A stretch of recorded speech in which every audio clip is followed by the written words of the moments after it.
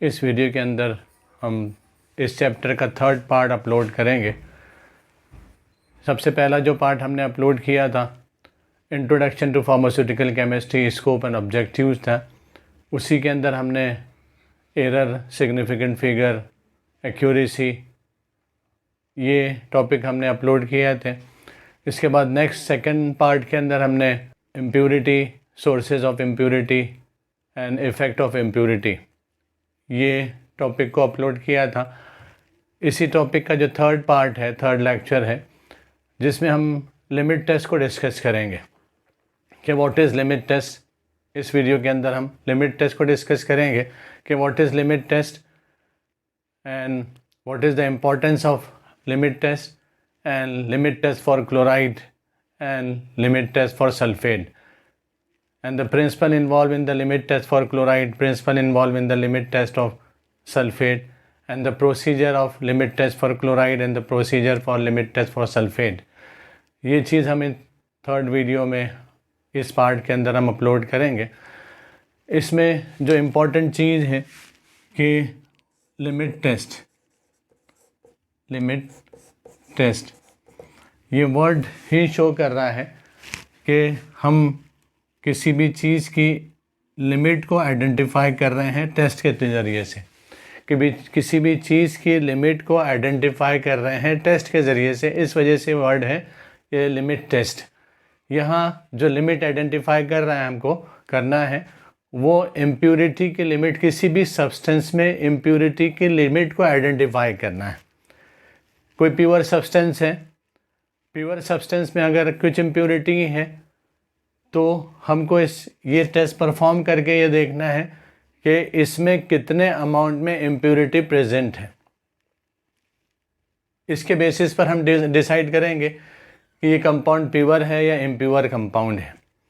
कोई भी अगर सब्सटेंस हमने लिया, कोई भी कंपाउंड लिया, जैसे पैरासीटामॉल लिया, पैरासीटामॉल है, पैरासीटामॉल के अंदर हम लिमिट टेस्ट अगर परफॉर्म कर रहे हैं तो इसमें जो इम्प्योरिटी हम टेस्ट कर रहे हैं, सपोज़ हमने इसमें आयरन इम्प्योरिटी को टेस्ट किया, तो इसमें ये हम टेस्ट करेंगे कि पैरासीटामॉल के अंदर आयरन की इम्प्योरिटी अगर हो, पॉसिबल हो तो कितनी है।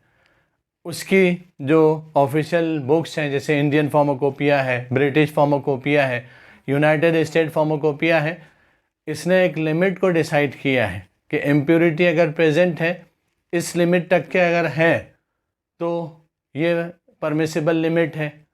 अगर इस लिमिट को क्रॉस करती है तो वो कंपाउंड जो है इम्प्योर कंसीडर होगा, एडल्ट्रेटेड कंसीडर होगा और वो यूज़ नहीं कर सकते। फिर ऐसे कंपाउंड की इम्प्योरिटी के प्रेजेंट रहने की वजह से बॉडी पर इम्प्योरिटी का इफ़ेक्ट हो सकता है। इससे पहले जो टॉपिक में हमने इफ़ेक्ट ऑफ इम्प्योरिटीज़ जैसे डिस्कस किया था, तो वो सारे इफ़ेक्ट बॉडी पर हो सकते हैं, ओरिजिनल कंपाउंड्स पे हो सकते हैं, उसकी स्टेबिलिटी पर हो सकते हैं, उसकी शेल्फ लाइफ पर हो सकते हैं, उसकी फ़िज़िकल और केमिकल प्रॉपर्टीज़ पर, उसका या फॉर्मुलेशन पर इम्प्योरिटीज़ के इफ़ेक्ट हो सकते हैं। तो ये सारी इम्प्योरिटी को किसी भी सब्सटेंस में आइडेंटिफाई करने के लिए जो टेस्ट परफॉर्म करते हैं, किसी भी सब्सटेंस में इम्प्योरिटी को आइडेंटिफाई करने के लिए जो टेस्ट परफॉर्म करते हैं उसको बोलते हैं लिमिट टेस्ट। सिंपल वे में किसी भी सब्सटेंस में इम्प्योरिटी की क्वांटिटी को आइडेंटिफाई करने के लिए, कितने अमाउंट में इम्प्योरिटी है या नहीं है, इस चीज़ को आइडेंटिफाई करने के लिए जो टेस्ट परफॉर्म करते हैं, जो प्रैक्टिकल परफॉर्म करते हैं, उसको हम लिमिट टेस्ट बोलते हैं।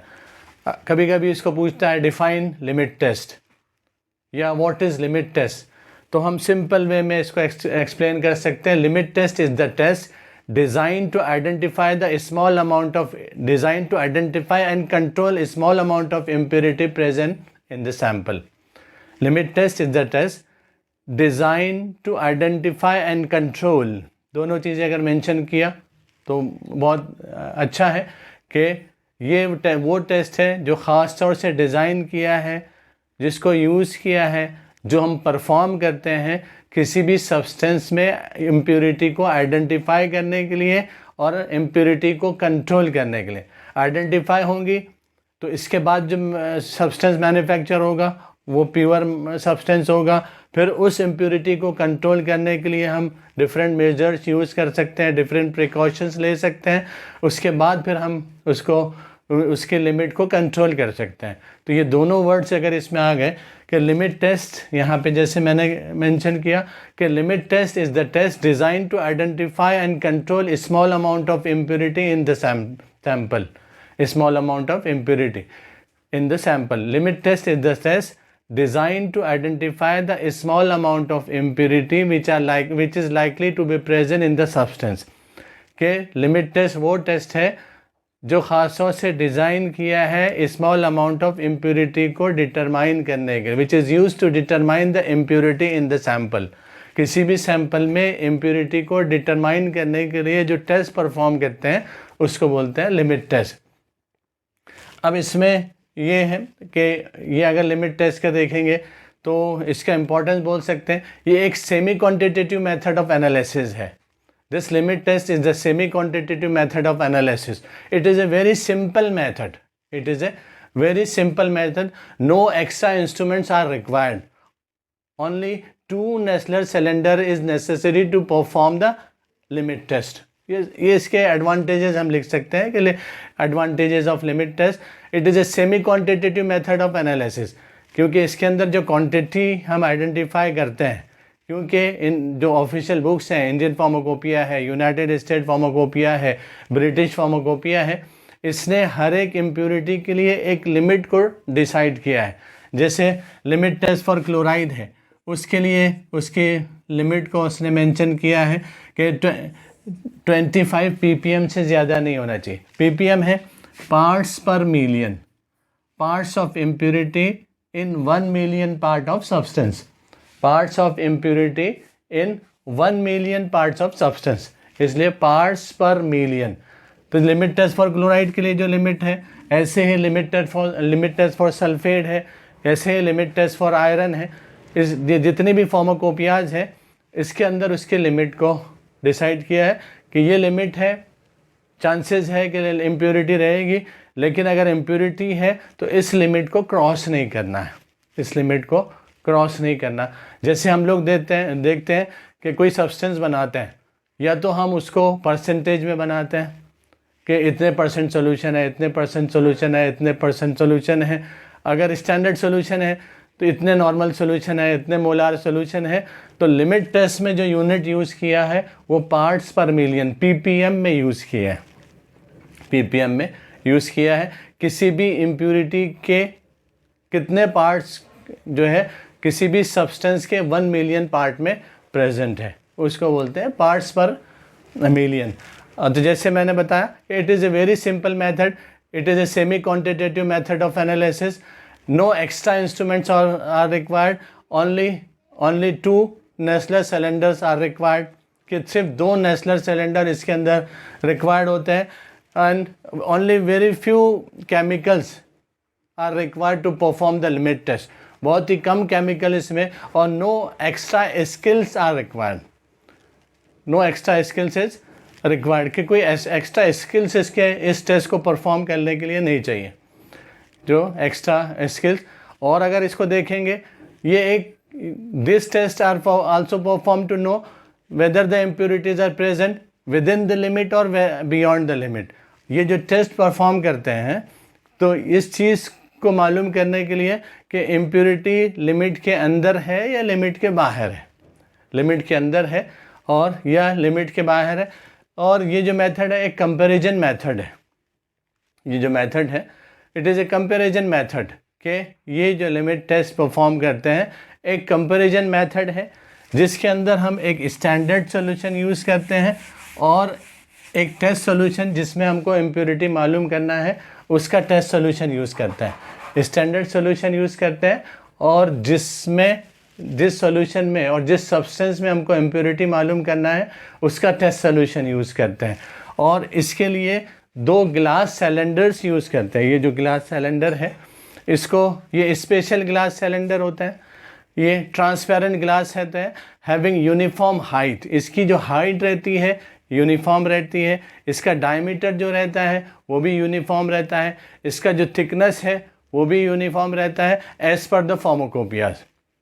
ये जो है फार्माकोपिया के अकॉर्डिंग इसका हाइट भी सेम रहती है, इसका डायमीटर भी सेम रहता है। ये ग्लास सिलेंडर है, ये ग्लास सिलेंडर है और ये कलरलेस ट्रांसपेरेंट होता है and having uniform diameter and thickness. इसकी जो डायमीटर होते हैं और उसका जो थिकनेस होता है वो बिल्कुल यूनिफॉर्म होता है जैसे कि आईपी ने मेंशन किया है।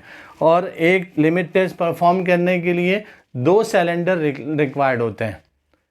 एक लिमिट टेस्ट परफॉर्म करने के लिए 2 नेस्लर सिलेंडर इसको बोलते हैं, 2 नेस्लर सिलेंडर इसमें रिक्वायर्ड होते हैं। एक नेस्लर सिलेंडर हम स्टैंडर्ड सॉल्यूशन के लिए यूज़ करते हैं, एक नेस्लर सिलेंडर स्टैंडर्ड सॉल्यूशन के लिए यूज़ करते हैं और एक नेस्लर सिलेंडर टेस्ट सॉल्यूशन के लिए यूज़ करते हैं। एक नेस्लर सिलेंडर हम स्टैंडर्ड सॉल्यूशन के लिए यूज़ करते हैं और एक नेस्लर सिलेंडर जो है टेस्ट सॉल्यूशन के लिए यूज़ करते हैं। अब इसको क्या इसका कंसेप्ट है, कैसे इसको परफॉर्म करते हैं, तो इसके लिए इम्पॉर्टेंट चीज़ है नेस्लर स्टैंडर्ड सॉल्यूशन वो सॉल्यूशन को बोलते हैं जिसमें किसी भी कंपाउंड का परसेंटेज या किसी भी सब्सटेंस का परसेंटेज या जो टेस्ट परफॉर्म कर रहे हैं उसका परसेंटेज हमको मालूम होना चाहिए। तो standard solution of known concentration, standard solution of known concentration. Standard solution वो है जिसका कॉन्सेंट्रेशन हमको मालूम है, स्टैंडर्ड सॉल्यूशन वो है जिसका कॉन्सेंट्रेशन हमको मालूम है। फॉर एग्जांपल जैसे लिमिट टेस्ट फॉर क्लोराइड हम परफॉर्म कर रहे हैं, लिमिट टेस्ट फॉर क्लोराइड ये हम परफॉर्म कर रहे हैं, तो हम जो स्टैंडर्ड सॉल्यूशन बनाएंगे उसमें क्लोराइड का कॉन्सेंट्रेशन हमको मालूम रहेगा, इसमें क्लोराइड का कॉन्सेंट्रेशन मालूम रहेगा, ये वो स्टैंडर्ड सॉल्यूशन होगा। ऐसे ही लिमिट टेस्ट फॉर आयरन अगर हम कर रहे हैं, लिमिट टेस्ट फॉर आयरन अगर हमने किया तो उसका जो स्टैंडर्ड सॉल्यूशन होगा उसमें आयरन का कॉन्सेंट्रेशन हमको मालूम होगा। इसी तरीके से लिमिट टेस्ट फॉर सल्फेट अगर परफॉर्म कर रहे हैं तो उसमें स्टैंडर्ड सॉल्यूशन वो होगा जिसके अंदर सल्फेट का कॉन्सेंट्रेशन हमको मालूम रहेगा। ऐसे ही आर्सेनिक है, तो जो लिमिट टेस्ट परफॉर्म कर रहे हैं उसका जो स्टैंडर्ड सॉल्यूशन होगा वो स्टैंडर्ड सॉल्यूशन वो सॉल्यूशन होगा जिसमें जैसे लिमिट टेस्ट फॉर क्लोराइड कर रहे हैं तो क्लोराइड का कॉन्सेंट्रेशन हमको मालूम रहेगा। आयरन कर रहे हैं तो आयरन का कॉन्सेंट्रेशन मालूम होगा कि इसमें कितना आयरन है, इसमें सल्फेट कितना है, और वो जो कॉन्सेंट्रेशन होगा जो आईपी ने लिमिट मेंशन की है, जैसे लिमिट टेस्ट फॉर क्लोराइड के लिए आईपी ने 25 ppm ऑफ क्लोराइड मेंशन किया है, तो इसमें जो कॉन्सेंट्रेशन होगा स्टैंडर्ड सॉल्यूशन का वो 25 ppm ऑफ क्लोराइड होगा। ऐसे ही आयरन के लिए है, ऐसे ही सल्फेट के लिए है, ऐसे ही हैवी मेटल और आर्सेनिक के लिए है।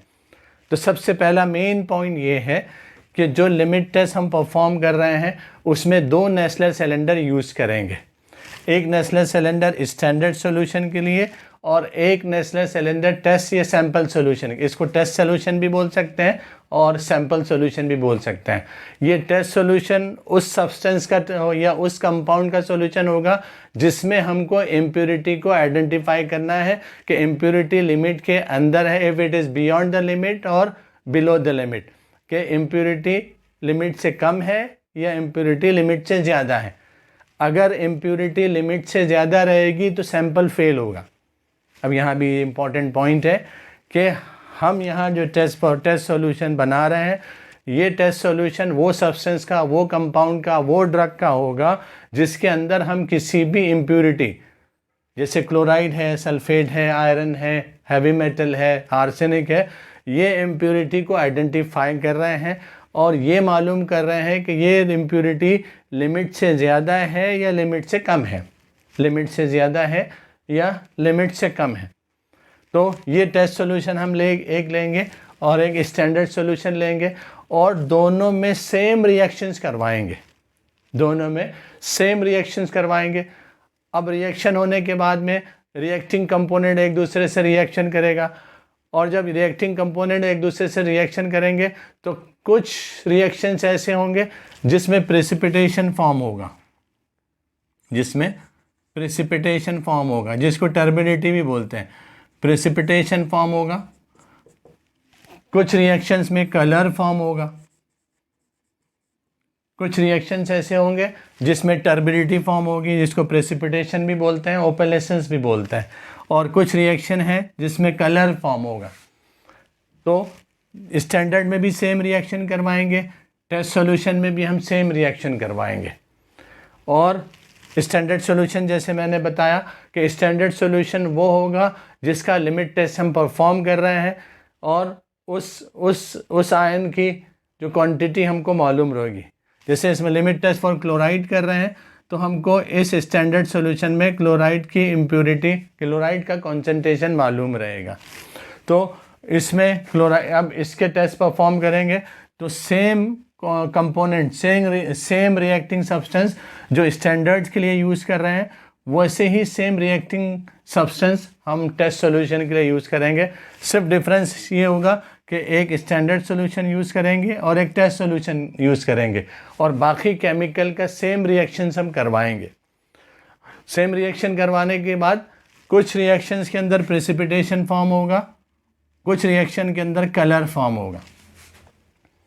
अगर जो रिएक्शन जिसमें प्रेसिपिटेशन फॉर्म हो रहा है तो हम इसमें टेस्ट सॉल्यूशन और स्टैंडर्ड सॉल्यूशन में देखेंगे कि प्रेसिपिटेशन किस में ज़्यादा फॉर्म हुआ है और किस में कम फॉर्म हुआ है, और प्रेसिपिटेशन की क्वांटिटी इम्प्योरिटी की क्वांटिटी पर डिपेंड होगी। इम्प्योरिटी ज़्यादा होगी, प्रेसिपिटेशन ज़्यादा फॉर्म होगा, इम्प्योरिटी कम होगी, प्रेसिपिटेशन कम फॉर्म होगा।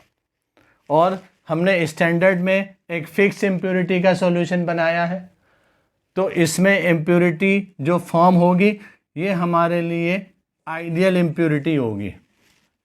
स्टैंडर्ड सॉल्यूशन में जो प्रेसिपिटेशन फॉर्म होगा या कलर फॉर्म होगा वो हमारे लिए आइडियल होगा। और उसके बाद सेम रिएक्शन हम टेस्ट सॉल्यूशन में करवाएंगे। जब हम टेस्ट सॉल्यूशन में सेम रिएक्शन करवाएंगे तो यहाँ प्रेसिपिटेशन या कलर फॉर्म हो भी सकता है, नहीं भी हो सकता है। It is depends on the presence of impurity. इसमें कलर भी फॉर्म, अगर प्रेसिपिटेशन रिएक्शन है तो प्रेसिपिटेशन फॉर्म होगा, कलर रिएक्शन होंगे तो कलर फॉर्म होगा। और ये डिपेंड होगा, अगर प्रेसिपिटेशन की क्वांटिटी जो डिपेंड होगी, it depends on the presence of impurity in the test solution.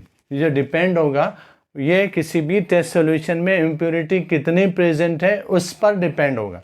अगर इम्प्योरिटी ज़्यादा रहेगी तो प्रेसिपिटेशन स्टैंडर्ड से ज़्यादा रहेगा। अगर इम्प्योरिटी प्रेसिपिटेशन कम रहेगा तो हम ये कंक्लूजन निकाल सकते हैं कि इसके अंदर प्रेसिपिटेशन कम है। That means low amount of impurity present in test solution as compared to standard solution. So we can consider this compound is a pure compound and complying the limit test. हम इसको consider कर सकते हैं कि ये pure compound है, और as a pure compound हम इसको consider कर सकते हैं क्योंकि impurity limit से कम है, क्योंकि इसके अंदर precipitation कम form हुआ है standard solution से, इस वजह से इसमें impurity कम है, ये sample पास है। ये बेसिक कंसेप्ट इसका लिमिट टेस्ट का है।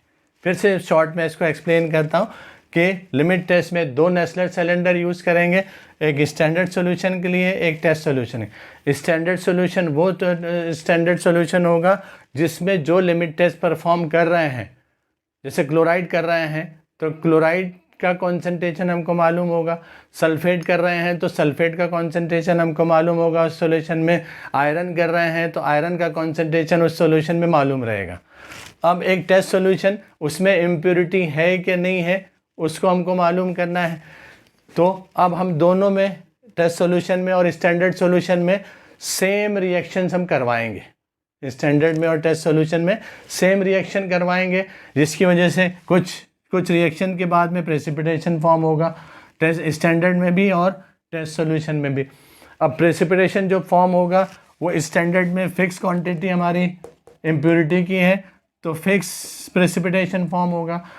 इसमें टेस्ट सॉल्यूशन में जो प्रेसिपिटेशन फॉर्म होगा या तो कम होगा इस स्टैंडर्ड से या ज़्यादा होगा।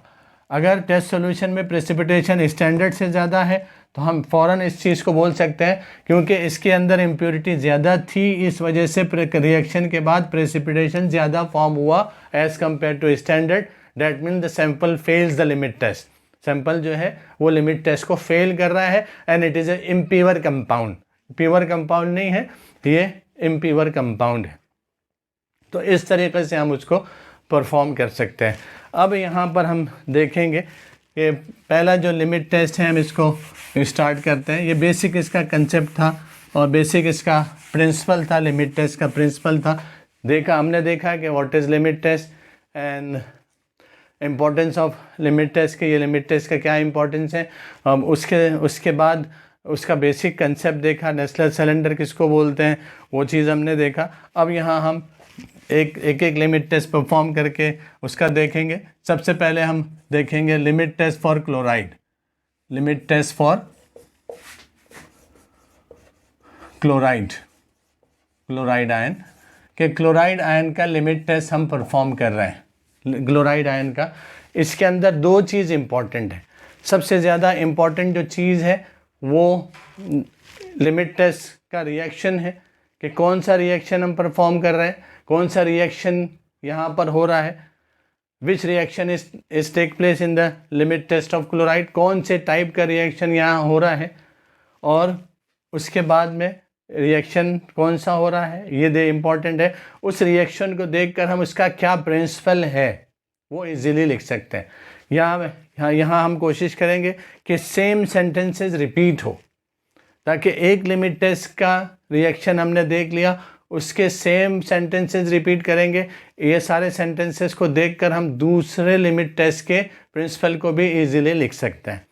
जैसे यहाँ इम्पॉर्टेंट चीज़ है इसका रिएक्शन। यहाँ जो रिएक्शन होगा वो सिल्वर नाइट्रेट, हम क्योंकि लिमिट टेस्ट फॉर क्लोराइड कर रहे हैं तो सिल्वर नाइट्रेट क्लोराइड आयन के साथ रिएक्शन करेगा और ये जो रिएक्शन होगा डाइल्यूट नाइट्रिक एसिड के प्रेजेंस में होगा, डाइल्यूट HNO3 के प्रेजेंस में होगा, जिसकी वजह से सिल्वर क्लोराइड फॉर्म होगा। सिल्वर क्लोराइड फॉर्म होगा। सिल्वर नाइट्रेट ये वाटर में सोल्यूबल है, क्लोराइड ये भी वाटर में सोल्यूबल है, और लेकिन जो सिल्वर क्लोराइड है ये वाटर में इनसोल्यूबल रहेगा और प्रेसिपिटेट फॉर्म में, टर्बिडिटी फॉर्म में, ओपेलेसेंस फॉर्म में सॉल्यूशन से सेपरेट हो जाएगा। यहाँ इंपॉर्टेंट चीज़ ये है कि सिल्वर नाइट्रेट क्लोराइड आयन के साथ रिएक्शन करेगा इन presence of dilute nitric acid. So the silver chloride, यहाँ सिल्वर नाइट्रेट है, सिल्वर नाइट्रेट क्लोराइड आयन के साथ रिएक्शन करेगा इन presence of dilute nitric acid. अब इसमें सिल्वर क्लोराइड फॉर्म होगा,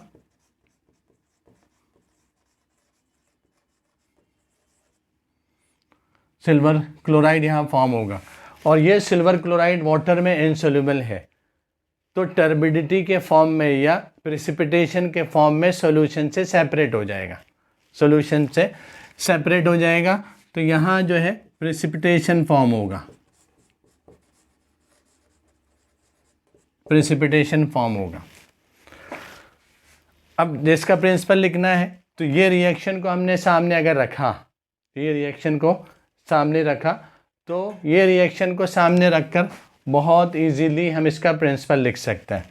सबसे पहले हम इसका रिएक्शन लिखेंगे, रिएक्शन लिखने के बाद इसका प्रिंसिपल लिखेंगे। रिएक्शन में हमने लिखा कि सिल्वर नाइट्रेट क्लोराइड आयन के साथ रिएक्शन करता है इन presence of dilute nitric acid, so the silver chloride precipitate is form, जिसकी वजह से which results in the formation of silver chloride precipitate, silver chloride precipitate form होता है।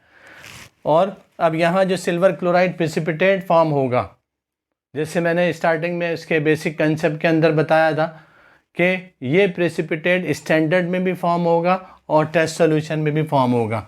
तो यहाँ जो प्रेसिपिटेट फॉर्म हो रहा वो स्टैंडर्ड में, क्योंकि हम फिक्स अमाउंट क्लोराइड इम्प्योरिटी का स्टैंडर्ड में ले रहे हैं तो स्टैंडर्ड में तो फॉर्म होगा ही, लेकिन टेस्ट सॉल्यूशन में भी पॉसिबिलिटी है प्रेसिपिटेशन के फॉर्म होने की, and it depends upon the amount of impurity present in the test solution, और ये डिपेंड रहेगा कि टेस्ट सॉल्यूशन में कितनी इम्प्योरिटी है। यहाँ ये इम्पॉर्टेंट चीज़ है कि प्रेसिपिटेशन जो सिल्वर क्लोराइड का फॉर्म होगा वो स्टैंडर्ड में फॉर्म होगा, और सेम रिएक्शन हम क्योंकि टेस्ट सॉल्यूशन में भी करवा रहे हैं तो टेस्ट सॉल्यूशन में भी फॉर्म हो सकता है। अब टेस्ट सॉल्यूशन में प्रेसिपिटेशन की क्वांटिटी कितनी फॉर्म हो रही है ये इम्पॉर्टेंट है रिजल्ट के कंक्लूजन के अंदर में, कि टेस्ट सॉल्यूशन में प्रेसिपिटेशन की क्वांटिटी स्टैंडर्ड सॉल्यूशन में प्रेसिपिटेशन की क्वांटिटी से कम है। टेस्ट सॉल्यूशन में प्रेसिपिटेशन की क्वांटिटी स्टैंडर्ड सॉल्यूशन में प्रेसिपिटेशन की क्वांटिटी से कम है। That means low amount of chloride impurity is present in test solution as compared to standard solution. Then that means the sample is complying the limit test. That means sample passes the limit test. इसके meaning है कि sample limit test को पास कर रहा है, sample जो है limit test को पास कर रहा है। इसकी वजह से प्रेसिपिटेशन कम फॉर्म हो रहा है क्योंकि क्लोराइड इम्प्योरिटी इसमें कम है। That means it is below the prescribe limit, जो लिमिट है प्रिस्क्राइब किया है फार्माकोपिया ने उससे कम है। That means sample is pass. अब इसका इसी चीज़ को हम प्रिंसिपल में कुछ वर्ड्स में लिख सकते हैं कि यहाँ हम जो लिमिट टेस्ट परफॉर्म कर रहे हैं, limit test for chloride perform कर रहे हैं, हम सेंटेंस इसी से स्टार्ट किया तो हमारे लिए बहुत ईजी हो जाएगा प्रिंसिपल का लिखने के लिए। तो लिमिट टेस्ट फॉर क्लोराइड, ये लिमिट टेस्ट हम परफॉर्म कर रहे हैं। तो limit test for chloride is based on reaction between silver nitrate and chloride ion in presence of dilute nitric acid। पहला सेंटेंस बहुत इजीली हम लिख सकते हैं कि limit test for chloride is based on reaction between silver nitrate and chloride ion in presence of dilute nitric acid।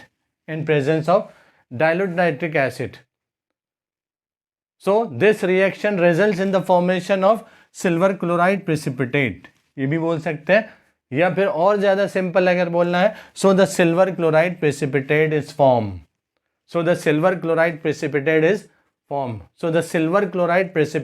Form. जिसकी वजह से सिल्वर क्लोराइड प्रेसिपिटेट फॉर्म होता है। ये पहला सेंटेंस हमने लिखा। अब हमको सिल्वर क्लोराइड प्रेसिपिटेट की क्वांटिटी को चेक करना है। The quantity of silver chloride precipitate formed in the standard solution is compared with test solution। यहाँ ये important sentence है, the quantity of silver chloride precipitate in the standard solution is compared with test solution। If the quantity of silver chloride precipitate in the test solution is less as compared to standard solution, if the quantity of silver chloride precipitate in the test solution is less as compared to a standard solution, then sample passes the limit test and vice versa। Vice versa के meaning ये कि अगर silver chloride की precipitate की quantity test solution में ज़्यादा होगी as compare to standard तो सैंपल फेल हो जाएगा। ये सारा सेंटेंस लिखने की बजाय वाइस वर्सा हम इसको लिख सकते हैं। एक बार फिर इसको रिपीट करता हूँ कि limit test for chloride is based on reaction between silver nitrate and chloride ion in presence of dilute nitric acid. So the silver chloride precipitate is formed. Yeah, this reaction leads to the formation of silver chloride precipitate. ये भी लिख सकते हैं, this reaction leads to the formation of silver chloride precipitate. Yeah, silver chloride precipitate is formed. The quantity of silver chloride precipitate formed in the test solution is compared with the standard solution. If the quantity of silver chloride precipitate formed in the test solution is less as compared to a standard solution, then sample passes the limit test and vice versa. ये इस तरीके से हम easily जो है उसके principal को लिख सकते हैं। सबसे इम्पॉर्टेंट चीज़ है कि हमने इसको रिएक्शन को लिखा। अब लिमिट टेस्ट को क्या है, प्रेसिपिटेशन क्या है और इसमें कैसे प्रेसिपिटेशन फॉर्म होता है, तो हम इसको प्रैक्टिकली परफॉर्म करके देखें कि सबसे पहले हमने एक स्टैंडर्ड सॉल्यूशन ले लिया, सपोज 10 ml स्टैंडर्ड सॉल्यूशन लिया और 10 ml जो है स्टैंडर्ड सॉल्यूशन लिया और टेस्ट 10 ml सैम्पल सॉल्यूशन लिया। इसमें जो प्रोसीजर, इसी को देखकर हम प्रोसीजर भी लिख सकते हैं कि हमने एक नेस्लर सिलेंडर में टेस्ट सॉल्यूशन लिया, दूसरे नेस्लर सिलेंडर में स्टैंडर्ड सॉल्यूशन लिया, और उसके बाद हमको डाइल्यूट नाइट्रिक एसिड ऐड करना है। 10 ml डाइल्यूट नाइट्रिक एसिड दोनों नेस्लर सिलेंडर में हमने ऐड किया, 10 ml डाइल्यूट नाइट्रिक एसिड दोनों नेस्लर सिलेंडर में ऐड किया। उसके बाद फाइनल वॉल्यूम मेकअप किया 50 ml तक के, फाइनल वॉल्यूम मेकअप किया 50 ml तक के। उसके बाद 0.1 normal 1 ml silver nitrate solution दोनों नेस्लर सिलेंडर में ऐड किया। जैसे प्रैक्टिकल में हम यहाँ परफॉर्म कर सकते हैं कि पहले हमने ये नेस्लर सिलेंडर लिया और इसमें इसकी क्वांटिटी को हमने मेंशन किया। टोटल जो है ये नेस्लर सिलेंडर है, इसमें फाइनल वॉल्यूम जो है ये 50 ml का है। एक हमने टेस्ट सॉल्यूशन के लिए लिया और एक स्टैंडर्ड सॉल्यूशन के लिए इसको लेबल किया। अब इसके अंदर हम 1 ml 0.1 normal silver nitrate add करेंगे। सिल्वर नाइट्रेट जैसे ही ऐड करेंगे वो क्लोराइड के साथ रिएक्शन करेगा और सिल्वर क्लोराइड प्रेसिपिटेट फॉर्म करेगा। सिल्वर क्लोराइड प्रेसिपिटेट इसमें फॉर्म होगा।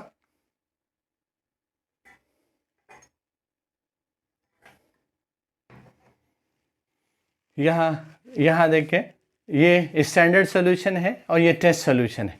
ये प्रेसिपिटेट फॉर्म हो रहा है, ये white milky white precipitate form हुआ। ये टेस्ट सॉल्यूशन है जिसमें प्रेसिपिटेट की क्वांटिटी स्टैंडर्ड के प्रेसिपिटेट की क्वांटिटी से कम है। That means less amount of chloride is present in test solution as compare to standard solution, and the final conclusion will be the sample will complying the limit test, sample will pass the limit test, sample passing the limit test, के sample को है जो है limit test को पास कर रहा है। तो ये जो वाइट मिल्की वाइट फॉर्म हुआ ये सिल्वर क्लोराइड फॉर्म हुआ, मिल्की वाइट जो सिल्वर क्लोराइड फॉर्म हुआ, ये जो है वाटर में इनसोल्यूबल है तो सॉल्यूशन से सेपरेट हो जाएगा और धीरे धीरे बॉटम में सेटल हो जाएगा। 3 वर्ड्स इसमें जनरली यूज़ होते हैं और तीनों के मीनिंग सेम है, सिर्फ उसके जो क्वांटिटी के अकॉर्डिंग और ये सस्पेंशन के ट्रांसपेरेंसी के अकॉर्डिंग इसको डिफरेंट वे में एक्सप्रेस किया। एक तो टर्बिडिटी वर्ड यूज़ किया या प्रेसिपिटेशन यूज़ किया या and translucent precipitation is known as opalescence, कि अगर ट्रांसलूसेंट प्रेसिपिटेशन है उसको ओपेलेसेंस बोलते हैं। मीनिंग अगर देखें तो तीनों के मीनिंग, ओपेलेसेंस के मीनिंग भी, टर्बिडिटी के मीनिंग भी और प्रेसिपिटेशन के मीनिंग भी, ये तीनों भी मीनिंग जो है वो सेम है, थोड़ा सा माइनर तीनों में डिफरेंस है। तो अब ये चीज़ हमने देखा, इसके अकॉर्डिंग हम प्रोसीजर इजीली देख सकते हैं। ये हमने भी इसका प्रिंसिपल देखा, अब इसका प्रोसीजर देख सकते हैं। लिमिट टेस्ट फॉर क्लोराइड का प्रोसीजर, इसके अंदर जैसे हमने इससे पहले बताया था कि एक टेस्ट सॉल्यूशन होगा और एक स्टैंडर्ड सॉल्यूशन होगा।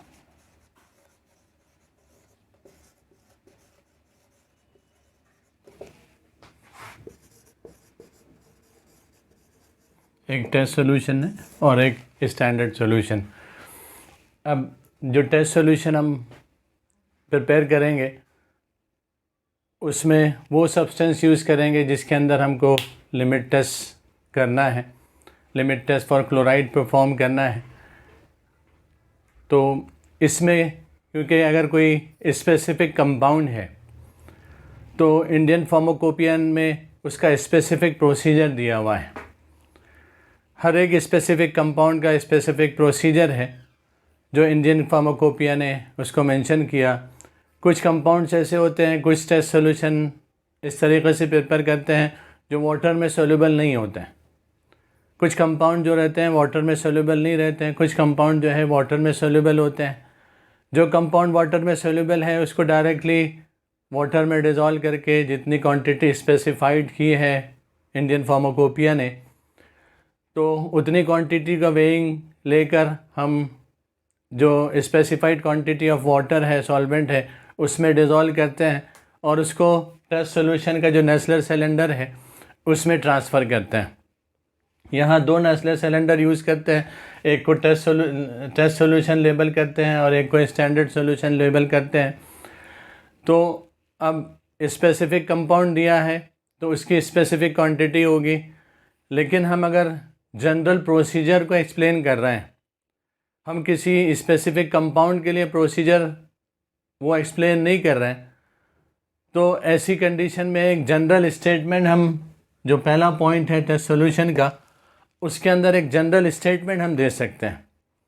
और वो स्टेटमेंट जो आईपी में मेंशन किया है, ये सेम स्टेटमेंट आईपी ने इसको मेंशन किया है कि अगर कोई कंपाउंड है, क्योंकि इंडिविजुअल मोनोग्राफ में स्पेसिफिक प्रोसेस हर एक लिमिट टेस्ट का है, लेकिन अगर इसका जनरल प्रोसेस देखेंगे, जनरल प्रोसीजर देखेंगे, उसके लिए एक कॉमन सेंटेंस आईपी ने मेंशन किया है। वो इस चीज़ को मेंशन किया है कि dissolve specified quantity of the test solution के अंदर में, कि dissolve specified quantity of the substance as given in monograph, dissolve specified quantity of substance as given in monograph, और prepare a solution of the substances as directed in the individual monograph, के जितनी quantity उस substance की IP में mention है उतनी quantity dissolve करना है जैसा कि मोनोग्राफ में दिया है।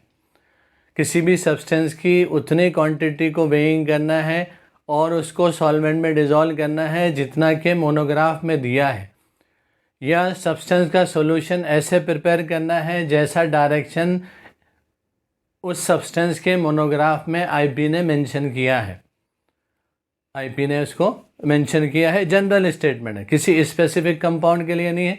ये पहला पॉइंट हम जनरल स्टेटमेंट के लिए दे सकते हैं कि dissolve the specified quantity of the substance as given in monograph, dissolve specified quantity of the substance as given in monograph, और prepare a solution of the substances as directed in the individual monograph and transfer to Nessler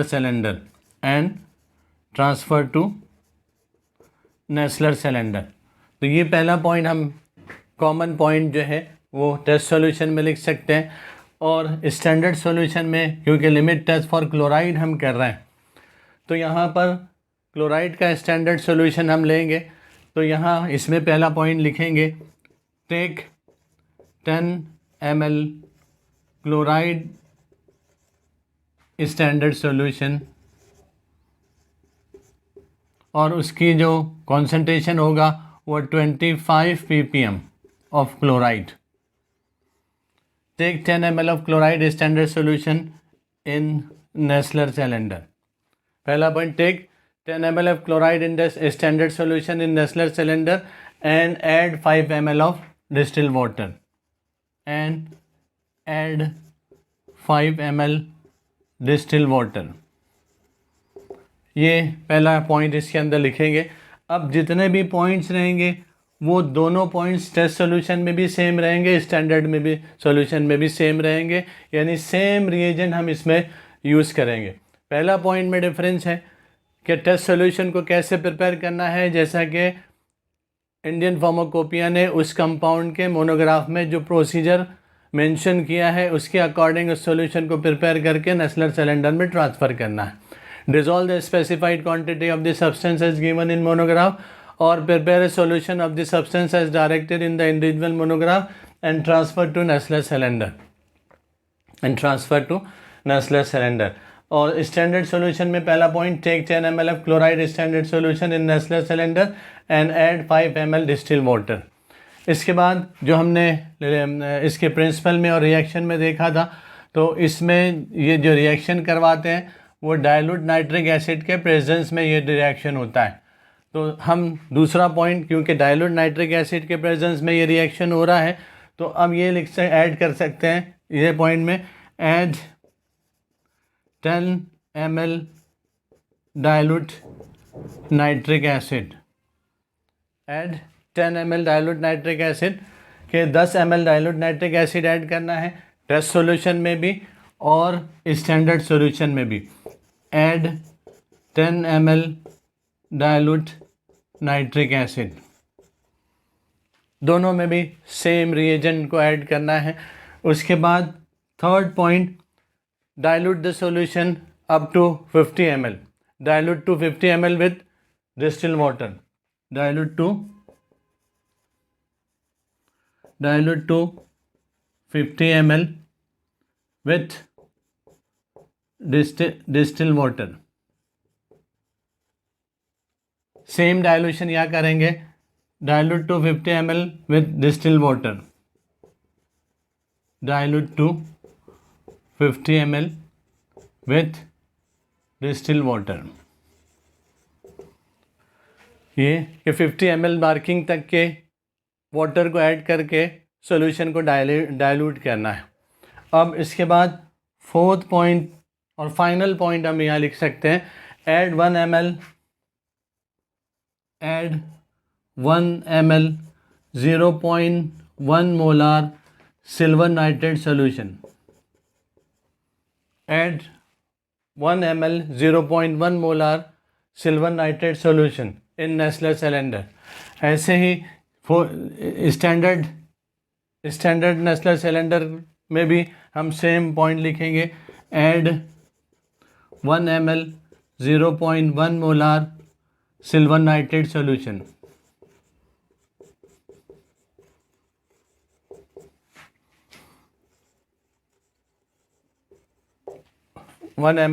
add 1 ml 0.1 molar silver nitrate solution. अब ये procedure complete हो गया कि हमने पहले chloride standard solution लिया और वो सब्सटेंस लिया जिसमें क्लोराइड लिमिट टेस्ट हमको परफॉर्म करना था टेस्ट सॉल्यूशन करके. उसके बाद हमने 10 ml dilute nitric acid add किया, उसके बाद 50 ml तक के वाटर ऐड किया और उसके बाद 1 ml 0.1 molar silver nitrate solution add किया. Stirring immediately with glass rod से स्टरिंग करना है. Allowed to stand for 5 minutes in the dark. फिर 5 मिनट तक के डार्क में इसको स्टैंड बाई पोजीशन पे रखना है and compare the operations of the standard solution with the sample solution with the test solution against a black background. फिर इसको स्टरिंग करने के बाद में 5 मिनट तक के डार्क में इसको रखना है और जो ऑपरेशंस या प्रेसिपिटेशन या टर्बिडिटी फॉर्म होगी सैंपल और स्टैंडर्ड सॉल्यूशन में, ये दोनों को एक दूसरे से कंपेयर करना है. तो ये सिंपल प्रोसीजर जो है हम लिमिट टेस्ट फॉर क्लोराइड के अंदर लिख सकते हैं. जो हमने रिएक्शन लिखा उसको देखकर हमने प्रिंसिपल लिखा और इस रिएक्शन को देखकर कौन कौन से रिएजेंट हम प्रोसीजर के अंदर यूज़ कर रहे हैं वो प्रोसीजर हम इसमें लिख सकते हैं. अगर ये प्रोसीजर किसी स्पेसिफिक कंपाउंड के लिए पूछता है, अगर प्रोसीजर किसी स्पेसिफिक कंपाउंड के लिए, जैसे हमने यहाँ डायरेक्टली आईपी का सेंटेंस रिपीट किया कि dissolve specified quantity of this substance, ये कॉमन सेंटेंस है सारे सब्सटेंस के लिए. लेकिन अगर हम अगर पूछता है स्पेसिफिक कंपाउंड, जैसे पोटाशियम परमैंगनेट के लिए अगर पूछ रहा है describe the procedure of limit test for chloride in potassium permanganate compound, तो पोटाशियम परमैंगनेट में लिमिट टेस्ट फॉर क्लोराइड को एक्सप्लेन करो. अगर स्पेसिफिकली इस तरीके से पूछता है तो अब हमको ये सेंटेंस लिखने के बजाय पोटाशियम परमैंगनेट का जो प्रोसीजर है आईपी ने मेंशन किया है. आईपी ने क्या मेंशन किया है इसको, क्योंकि पोटाशियम परमैंगनेट कलर है, वॉयलेट कलर का होता है, इसलिए इसको डीकलराइज करना ज़रूरी है इसको यूज़ करने से पहले, वरना कलर जो है प्रेसिपिटेशन के साथ इंटरफेयर करेगा और एक्यूरेट जो है लिमिट टेस्ट जो परफॉर्म नहीं होगा और उसका रिज़ल्ट सही नहीं आएगा.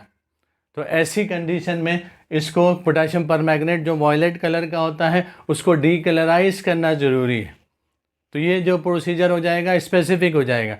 जैसे आईपी ने मेंशन किया, कभी कभी ये इसके स्पेसिफिकली क्वेश्चन पूछता है कि पोटाशियम परमैंगनेट के लिए, तो उसमें हम प्रोसीजर लिख सकते हैं. जो पॉइंट हमने यहाँ पहला पॉइंट लिखा है टेस्ट सॉल्यूशन में, जो पहला पॉइंट लिखा है, अब हम वो पॉइंट पोटाशियम परमैंगनेट के लिए लिखेंगे.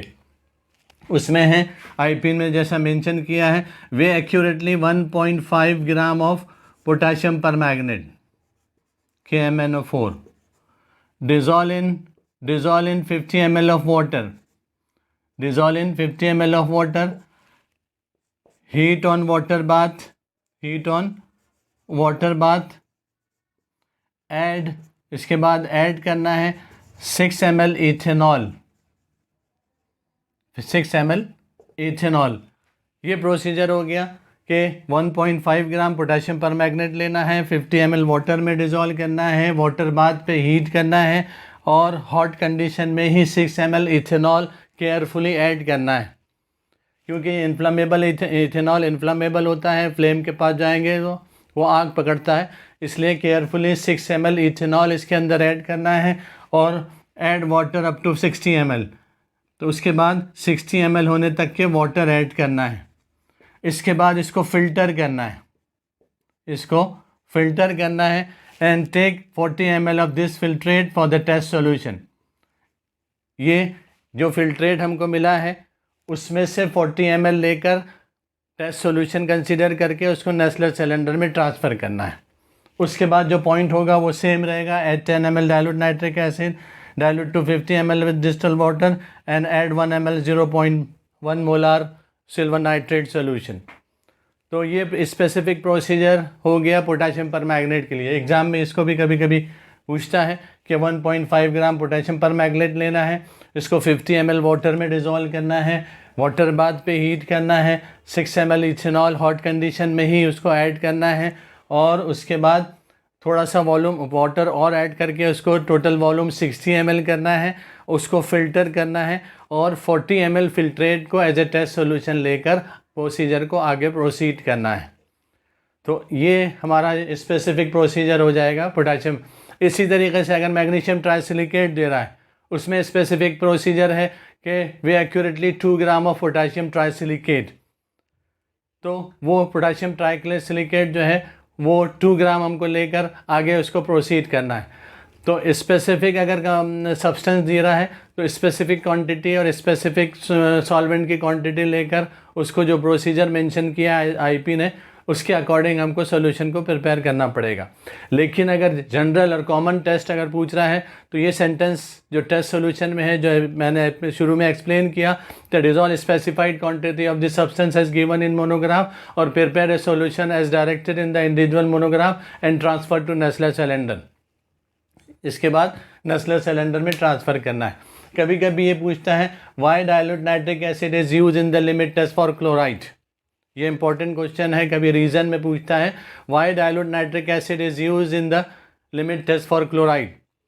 तो यहाँ देखें कि डाइल्यूट नाइट्रिक एसिड में NO3 रहता है, NO3 माइनस, और सिल्वर नाइट्रेट में भी NO3 माइनस रहता है। ये दोनों भी कॉमन आयन है। तो due to the common ion effect this dilute nitric acid will prevent the dissociation of silver nitrate. अगर हम डाइल्यूट नाइट्रिक एसिड यूज़ करते हैं तो सिल्वर नाइट्रेट के डिसोसिएशन को वो सप्रेस करता है, प्रिवेंट करता है। So the less amount of silver ion इस फॉर्म, जिसकी वजह से कम क्वांटिटी में सिल्वर आयन जो है फॉर्म करता है, which prevent the precipitation with other radicals like phosphate and sulphate. तो जिसकी वजह से दूसरे रेडिकल के साथ सिल्वर जो है प्रेसिपिटेशन फॉर्म नहीं करता, जैसे फॉस्फेट है, सल्फेट है। अगर हमने HNO3 नहीं यूज़ किया तो ये AgNO3 जो है डिसोसिएट हो जाएगा आयोनिक फॉर्म में, और ये सिल्वर जो है सल्फेट के साथ और फॉस्फेट के साथ प्रेसिपिटेशन फॉर्म करेगा, जिसकी वजह से सिल्वर क्लोराइड की प्रेसिपिटेट की क्वांटिटी जो है वो आइडेंटिफाई नहीं हो सकेगी और सही लिमिट टेस्ट परफॉर्म नहीं हो सकेगा। इसलिए सिंपल सेंटेंस हम इसमें ये लिख सकते हैं, due to the common ion effect silver nitrate will suppress the dissociation of silver nitrate, nitric acid will suppress the dissociation of silver nitrate and the less amount of silver ion is formed which prevent the precipitation of silver ion with other radicals like phosphate and sulfate etc. तो इस तरीके से हम उसको लिख सकते हैं। अब इसके बाद जो नेक्स्ट हमारा लिमिट टेस्ट है वो लिमिट टेस्ट फॉर सल्फेट है। आईपी में अगर आईपी 1985 के अकॉर्डिंग देखेंगे और आईपी 1996 और अभी रिसेंट आईपी के अकॉर्डिंग अगर प्रोसीजर को देखेंगे तो थोड़ा सा इसके अंदर डिफरेंस है। प्रिंसिपल तो हम दोनों में सेम लिख सकते हैं। Limit test for sulphate, limit test for sulphate ion, limit test for sulphate ion. अब यहाँ हम लिमिट टेस्ट फॉर सल्फेट है, इसका रिएक्शन पहले रिएक्शन लिखेंगे, उस रिएक्शन को देखकर उसका प्रिंसिपल बहुत इजीली, जैसे लास्ट टाइम हमने लिमिट टेस्ट फॉर क्लोराइड में लिखा, उसका प्रिंसिपल बहुत इजीली लिख सकते हैं। तो इसमें जो रिएक्शन होगा वो बेरियम क्लोराइड है। बेरियम क्लोराइड ये सल्फेट आयन के साथ रिएक्शन करेगा इन presence of dilute hydrochloric acid, in presence of dilute hydrochloric acid, जिसकी वजह से बेरियम सल्फेट प्रेसिपिटेट फॉर्म होगा, BaSO4 फॉर्म होगा। बेरियम क्लोराइड जो है वाटर में सोल्यूबल है, तो क्लियर सॉल्यूशन फॉर्म होगा बेरियम क्लोराइड का। बेरियम क्लोराइड ये सल्फेट आयन है और ये रिएक्शन जो है डाइल्यूट एसिड हाइड्रोक्लोरिक एसिड के प्रेजेंस में होगा। तो लास्ट टाइम जैसे हमने स्टार्ट किया था इसका रिएक्शन बिल्कुल सिंपल रिएक्शन है कि बेरियम क्लोराइड सल्फेट आयन के साथ रिएक्शन करेगा डाइल्यूट हाइड्रोक्लोरिक एसिड के प्रेजेंस में, जिसकी वजह से बेरियम सल्फेट प्रेसिपिटेट फॉर्म होगा।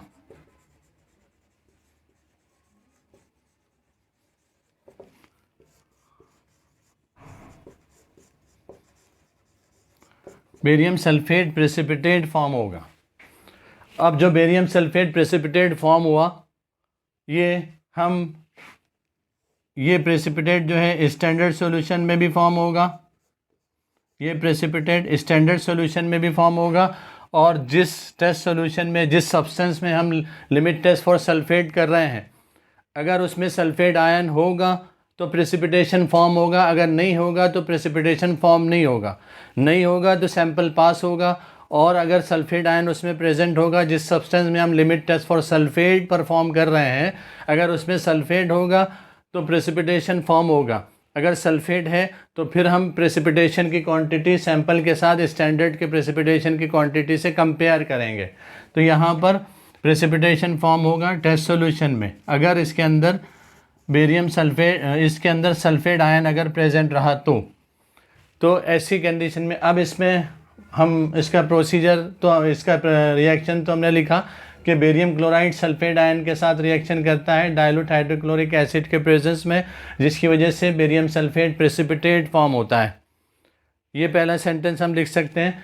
और बेरियम सल्फेट प्रेसिपिटेट की अगर फॉर्म हो रहा है तो बेरियम सल्फेट प्रेसिपिटेट की क्वांटिटी टेस्ट सॉल्यूशन में कंपेयर की जाती है स्टैंडर्ड सॉल्यूशन से।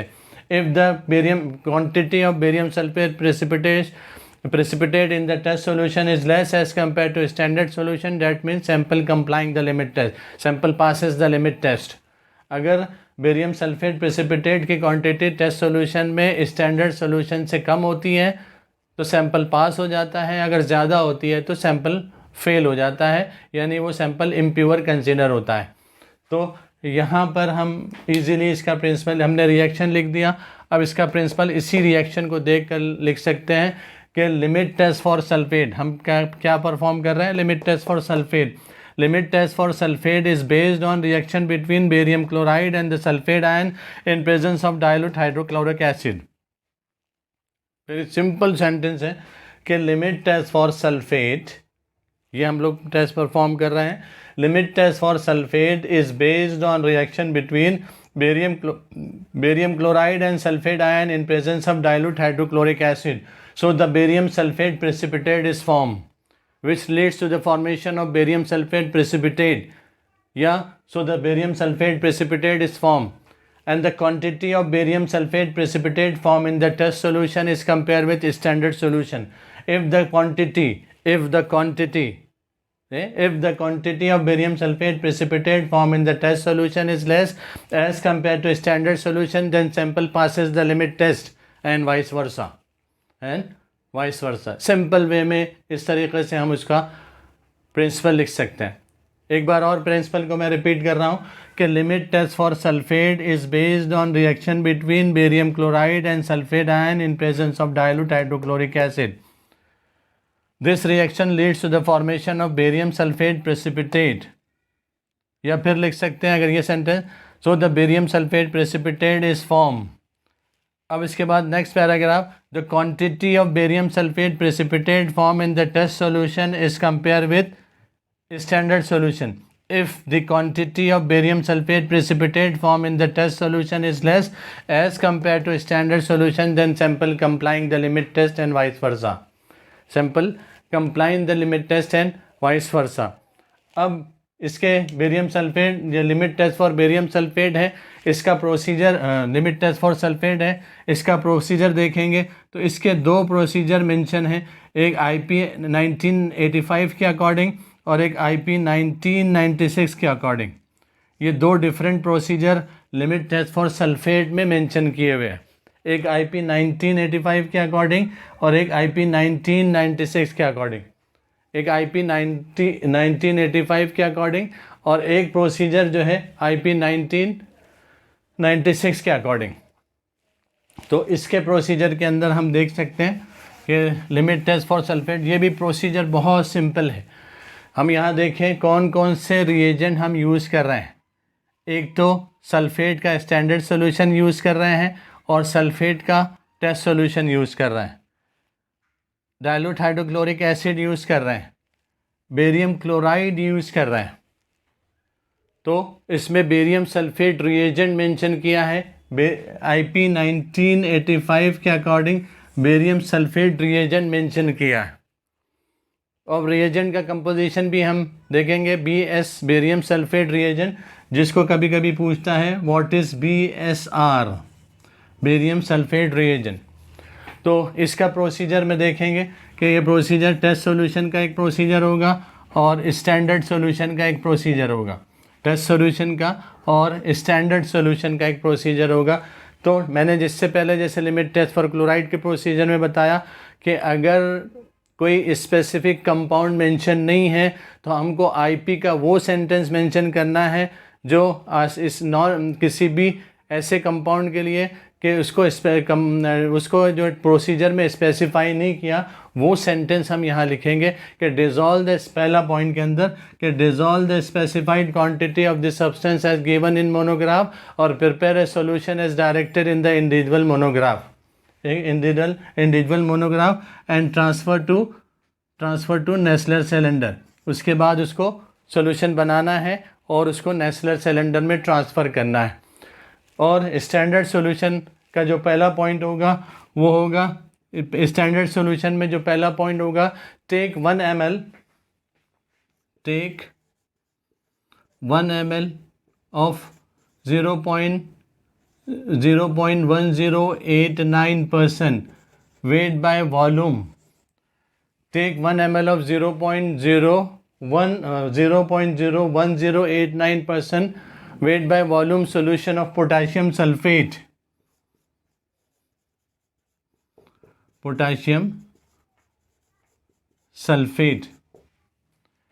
in नेस्लर सिलेंडर के. स्टैंडर्ड में जो पहला पॉइंट होगा वो take 1 ml of 0.01089% weight by volume solution of potassium sulfate या weight by volume potassium sulfate solution in Nessler cylinder and add 9 ml of water और 9 ml water add करना है. and add 9 ml of water. take 1 ml of 0.01089% weight by volume solution of potassium sulfate in Nessler cylinder and add 9 ml of water. इसके बाद second point जो है, add 2 ml of dilute hydrochloric acid. add 2 ml dilute hydrochloric acid in Nessler cylinder. इसके बाद जो है कि 2 ml dilute hydrochloric acid जो है वो नेस्लर सिलेंडर में ऐड करना है. ऐसे ही स्टैंडर्ड के नेस्लर सिलेंडर में भी add 2 ml dilute hydrochloric acid इन नेस्लर सिलेंडर. अब यहाँ से दोनों भी प्रोसीजर सेम होगा. थर्ड, add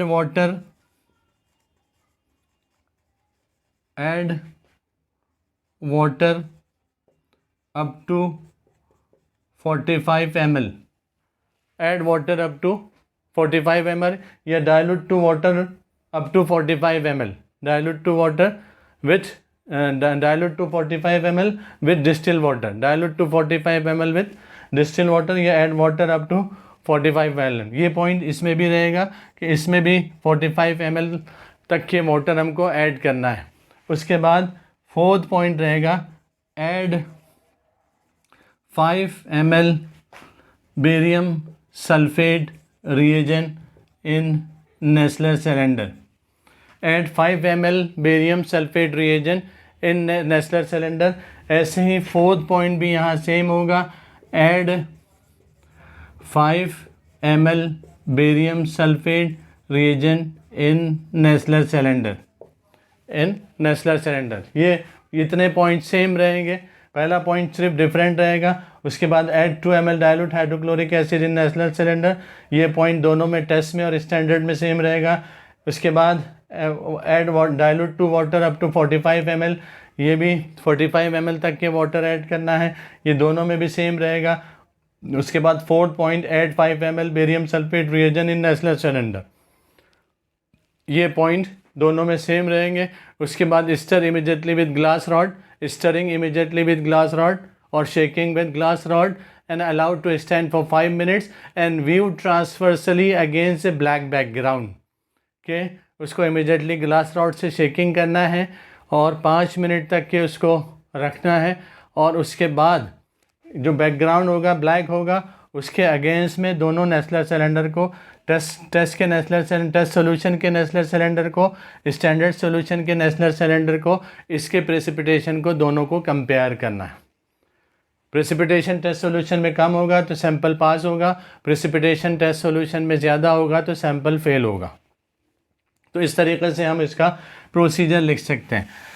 IP 1996 के अकॉर्डिंग थोड़ा सा प्रोसीजर डिफरेंट है। अब इसमें कभी कभी पूछता है what is BSR and what is the composition of BSR, what is BSR, कि BSR क्या है और उसका कंपोजिशन क्या है।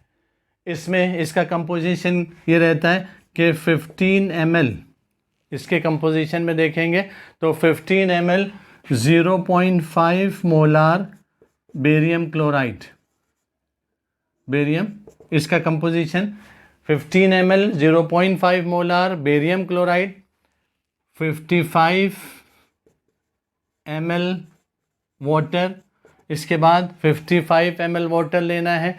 उसके बाद 20 ml इथेनॉल, उसके बाद 20 ml इथेनॉल ऐड करना है, जो सल्फेट फ्री इथेनॉल जिसको बोल सकते हैं।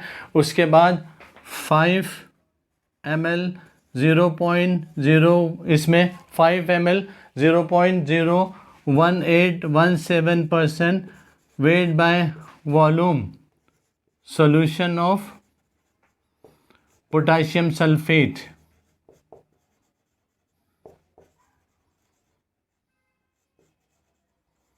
पोटाशियम सल्फेट है, and final volume up to 100 ml dilute with water, dilute with water up to 100 ml। तो इसका बेरियम सल्फेट रिएजेंट का प्रोसीजर और उसका कंपोजिशन हम बता सकते हैं कि BSR is a barium sulphate reagent, it is used in the limit test for sulphate. BSR is a barium sulfate reagent, it is used in the limit test for sulfate, and the composition of barium sulfate reagent: mix 15 ml 0.5 molar barium chloride, add 55 ml of water and 20 ml of ethanol which is sulfate free, and add 5 ml 0.01817% weight by volume solution of potassium sulfate and dilute to 100 ml with distilled water and mix, and dilute to 100 ml with distilled water and mix। तो ये जो procedure हो जाएगा वो जो है barium, ये जो कंपोजिशन है वो बेरियम सल्फेट रिएजेंट का कंपोजिशन है। अब इसके बाद जो दूसरा प्रोसीजर है एज़ पर IP 1996 ये प्रोसीजर तो था एज़ पर IP 1985 के अकॉर्डिंग, जिसमें बेरियम सल्फेट रिएजेंट हम यूज़ करते हैं। अब उसके बाद जो प्रोसीजर है एज़ पर IP 1996 के अकॉर्डिंग प्रोसीजर है for the limit test for sulphate के लिमिट टेस्ट फॉर सल्फेट में का प्रोसीजर IP 1996 के अकॉर्डिंग। इसके अंदर हम अगर देखेंगे तो टेस्ट सॉल्यूशन हमने यहाँ लिया, टेस्ट सॉल्यूशन एक नेस्लर सिलेंडर में लेबल किया और एक नेस्लर सिलेंडर में स्टैंडर्ड सॉल्यूशन हम लेंगे, स्टैंडर्ड सॉल्यूशन। अब इसमें जो पहला पॉइंट है, पहले 2 पॉइंट सेम है, पहले 2 पॉइंट सेम है। इसमें पहला पॉइंट है take 1 ml of 25% weight by volume solution of barium chloride in Nessler cylinder. Take 1 ml of 25% weight by volume solution of barium chloride in Nessler cylinder। पहला point take 1 ml of 25% weight by volume solution of barium chloride in Nessler cylinder। In Nessler cylinder यही same point standard में भी same रहेगा। ये point जो है standard में भी सेम रहेगा। Take 1 ml of 25% weight by volume solution of barium chloride. Standard में भी ये हम पॉइंट लिखेंगे, take 1 ml of 25% weight by volume solution of barium chloride in Nessler cylinder. इसके बाद नेक्स्ट पॉइंट है ऐड 1.5 ml ऑफ, इसके बाद जो नेक्स्ट पॉइंट है add 1.5 ml of ethanolic sulphate standard solution, ethanolic sulphate standard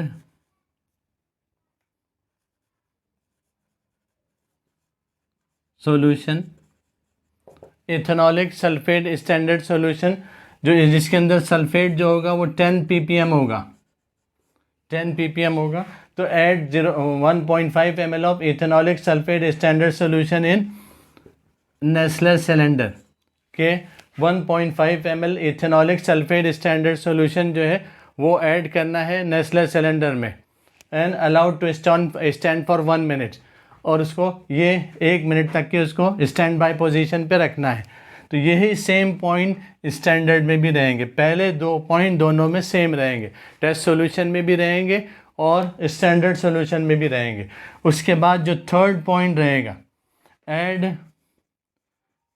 15, इसमें जो थर्ड पॉइंट रहेगा टेस्ट सॉल्यूशन में, वो थर्ड पॉइंट जो मैंने दूसरे लिमिट टेस्ट फॉर क्लोराइड में फर्स्ट पॉइंट जो बताया था कि dissolve the specified quantity of the sample as given in monograph or prepare a solution of substance as directed in the individual monograph and transfer to Nessler cylinder, transfer to Nessler cylinder।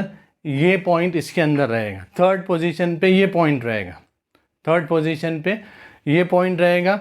और standard में जो third position पे third point पे जो procedure रहेगा वो ये रहेगा add 15 ml sulphate standard solution, sulphate standard solution 10 ppm of sulphate in Nessler cylinder. Third point के अंदर यहाँ चेंज आ जाएगा, पहले 2 पॉइंट इसमें सेम रहेंगे। उसके बाद जो फोर्थ पॉइंट रहेगा, fourth point add water up to 50 ml, add water up to 50 ml। इसमें भी फोर्थ पॉइंट सेम रहेगा, add water up to 50 ml। अब इसके बाद allowed to stand for 5 minute, stirring immediately with glass rod, allowed to stand for 5 minutes and observe the precipitate of standard solution with sample solution against a black background के black backgrounds के against में उसके precipitation को compare करना है।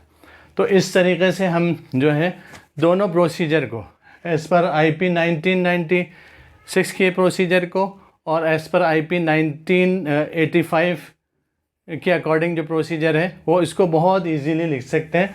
इसमें एक important चीज़ है कि हमने ethanolic sulphate standard solution additional use किया।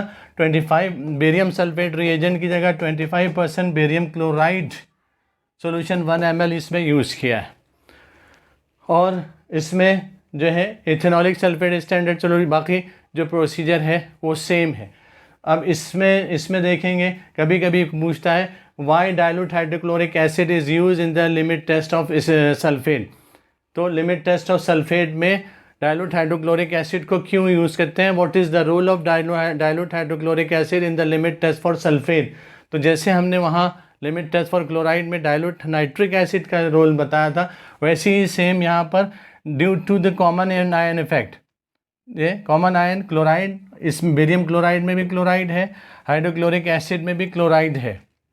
तो वहाँ जो रीज़न दिया था वो सेम रीज़न यहाँ लिखेंगे, due to the common ion effect the dilute hydrochloric acid will suppress the dissociation of barium chloride, so the less amount of barium ion will form that will prevent the precipitation with other radicals, जो है other radical के साथ precipitation को वो prevent करेगा। कभी कभी पूछता है वाई इथेनॉलिक सल्फेट स्टैंडर्ड या why ethanol is use in the limit test for sulphate as per IP 1996 के IP 1996 के अकॉर्डिंग जो है इथेनॉल क्यों यूज़ करते हैं। तो सिंपल रीज़न है, this ethanol is use to prevent the super saturation of the solution, कि इथेनॉल जो है वो सॉल्यूशन के सुपर सैचुरेशन को प्रिवेंट करने के लिए यूज़ करते हैं। तो इस तरीके से हम दोनों प्रोसीजर को, limit test flow for chloride के रिएक्शन को, उसके प्रिंसिपल को और उसके प्रोसीजर को लिख सकते हैं। और उसके बाद लिमिट टेस्ट फॉर सल्फेट है, उसका रिएक्शन है, उसका प्रिंसिपल है और उसके प्रोसीजर है IP 1985 के अकॉर्डिंग और IP 1996 के अकॉर्डिंग, क्योंकि एग्ज़ाम में स्पेसिफ़िकली वो IPs को मेंशन करता है। IP 1996 में जो प्रोसीजर दिया है उसके बाद जितने भी IPs के एडिशंस आए हैं, लास्ट एडिशन जो आया IP का वो 2017 में आया, सब में यही प्रोसीजर है, सब में यही प्रोसीजर है। तो ये एक्चुअल प्रोसीजर अब जो है होता है लिमिट टेस्ट फॉर सल्फेट में, वो एक्चुअल प्रोसीजर ये प्रोसीजर फॉलो होता है। तो ये इसके नोट्स भी डिस्क्रिप्शन में है, वहाँ से हम इसको देख सकते हैं। और ये इजीली इसको हम क्वेश्चन भी अगर इसमें पूछा तो इसको इजीली सॉल्व कर सकते हैं। इसके बाद वाले वीडियो में हम लिमिट टेस्ट फॉर आयरन देखेंगे और limit test for heavy metal देखेंगे। इसके बाद जो लास्ट वीडियो होगा उसमें लिमिट टेस्ट फॉर आर्सेनिक को डिस्कस करेंगे।